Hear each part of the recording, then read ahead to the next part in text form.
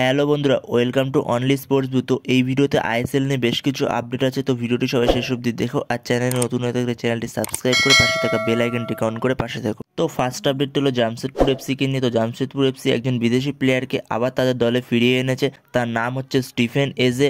তো এই স্টিফেন এজে এর আগেও জামশেদপুর এফসির হয়ে খেলে গেছে। তার এখন বর্তমান বয়স হচ্ছে 30। একজন নাইজেরিয়ান স্ট্রাইকার। এর আগেও সে ওয়েন কোয়েলের আন্ডারে জামশেদপুর এফসির হয়ে খেলে গেছে। দারুণ খেলেছিল এক সিজন জামশেদপুর এফসিতে। এখন আবার সে এই মরশুমে জামশেদপুর এফসির হয়ে ফিরছে। তো এর পরের আপডেটটি হচ্ছে মোহনবাগানকে নিয়ে। তো মোহনবাগানের হয়ে গ্রেগ স্টুয়ার্ট কত নম্বর জার্সি পরবে?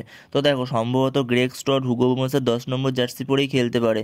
ওই হুগো বোমাসের 10 নম্বর জার্সিটাই হয়তো গ্রেগ স্টুয়ার্টকে দেওয়া হবে। তো এরপরে মোহনবাগানের কোচ মলিনা কবে কলকাতায় আসতে চলেছে? তো দেখো, যেটুক খবর আছে 27 জুলাই সম্ভবত কলকাতায় আসতে চলেছে মলিনা। তো এর পরের আপডেটটি হচ্ছে প্রীতম কোটালকে নিয়ে। তো প্রীতম কোটাল কলকাতা এসেছে এবং সে কলকাতায় এসেছে, অনেক জায়গা থেকে বলা হচ্ছে সে নাকি কলকাতায় এসেছে মোহনবাগানে সই করতে। দেখো, প্রীতম কোটালের সঙ্গে মোহনবাগানের কথাবার্তা চলছে। এখনো পর্যন্ত যে মোহনবাগানে আসছে সেরকম কোনো অফিসিয়াল আপডেট নেই প্রীতম কোটাল। তো প্রীতম কোটাল কলকাতায় এসেছে তার কিছু নিজের পার্সোনাল কাজের জন্য এবং সে তার নিজের পরিবারের কাছে এসেছে। এখনই এ বিষয়ে ভাবার কিছু নেই যে সে মোহনবাগানে সই করতে এসেছে।